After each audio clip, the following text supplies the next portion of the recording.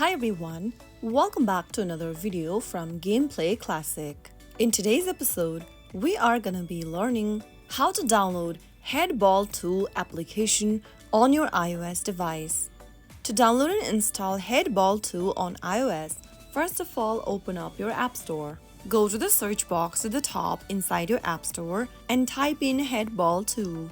Look for this application and then tap on the Get button to start downloading the app on your iOS device. Confirm with Face ID, Touch ID, or your Apple ID password to start the download process. Now wait for installation, and once downloaded, you can open up the app and start playing. So that is how you easily download and install Headball 2 on your iOS device. If you found the video helpful, make sure to give us a thumbs up and subscribe to Gameplay Classic for more tutorials like this.